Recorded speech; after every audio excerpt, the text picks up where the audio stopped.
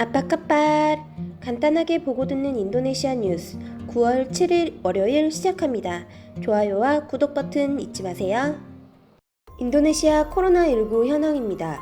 9월 6일 기준 확진자 수는 전날 대비 3,444명이 증가한 194만 4,109명, 사망자는 전날 대비 85명 증가한 8,025명, 완치자는 전날 대비 2,174명 증가한 13만 8,575명입니다. 오늘의 환율 소식입니다. 배째은행 오늘 오전 8시 기준 US 달러 설 때 14,745루피아, 팔 때 14,775루피아입니다. 루피아 대 하나정보입니다. 하나은행 오늘 오전 9시 기준 매매 기준율 100루피아에 8.06원으로 측정되었습니다. 오늘의 첫 번째 소식입니다. 자카르타 특별주는 코로나19 관련 위생규율 및 확진자 발생 시 보고의 의무를 위반한 오피스 빌딩 운영자에 대한 처벌을 강화합니다.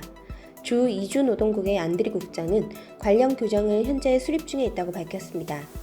자카르타주 이주노동국의 안드리 국장은 코로나19에 감염된 직원들이 있음에도 당국에 보고하지 않는 기업이 아직도 많다라고 말하며 감염자 발생 여부를 해당 기업이 아닌 관할 지역의 보건소와 주민들이 보고하고 있는 상황이다라고 언급했습니다.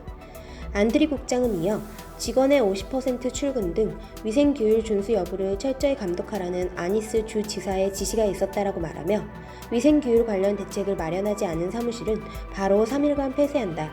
규정을 계속 위반하는 경우 추가로 3일 폐쇄, 벌금 5천만 루피아를 부과한다고 언급했습니다.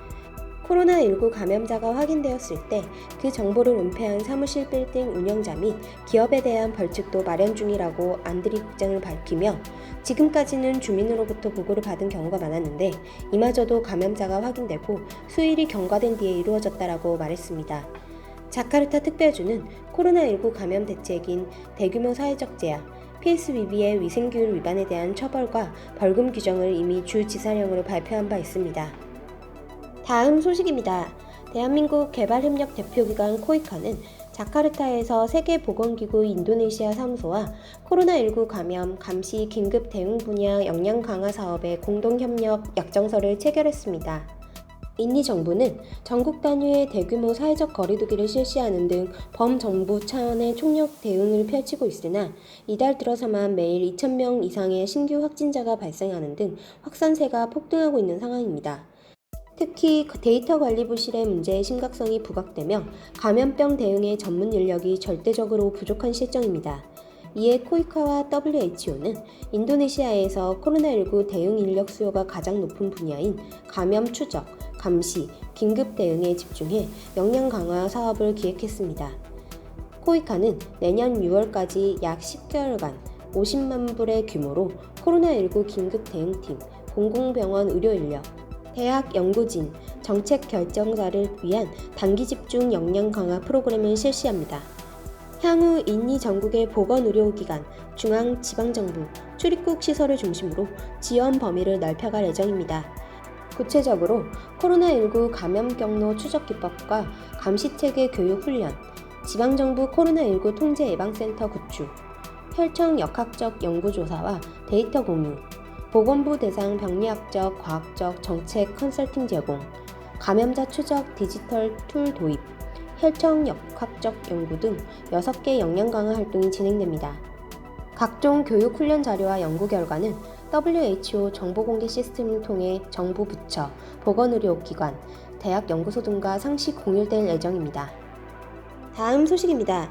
인도네시아의 수도 자카르타와 서부 자바주 반둥을 연결하는 고속철도 사업 주체인 인도네시아 중국 고속철도사는 고속철도 공사 진행률이 60%에 달했다고 밝혔습니다.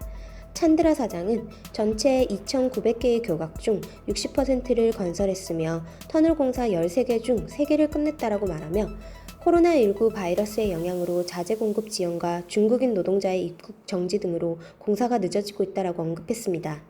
찬드라 사장은 이어 자금면에 대해 총 사업비 60억 7,100만 달러 중 55%를 이미 마련했다.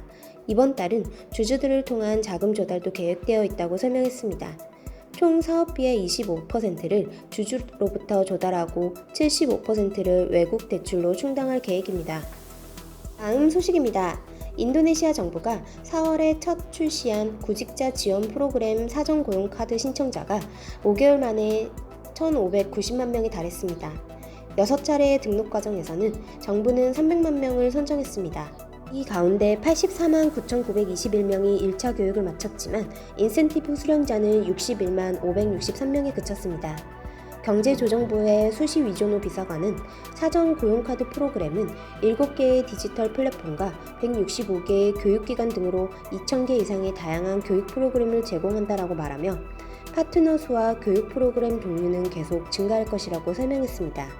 한편 첫 번째 평가 조사 결과에 따라 정부는 사전 고용 카드 프로그램이 실업자 지원 등의 목표에 적합하다는 결론을 내렸습니다. 9월 7일 인도네시아 소식 여기서 마치겠습니다. 유익한 정보 되셨으면 좋아요와 구독 버튼 부탁드립니다. 드리마카시.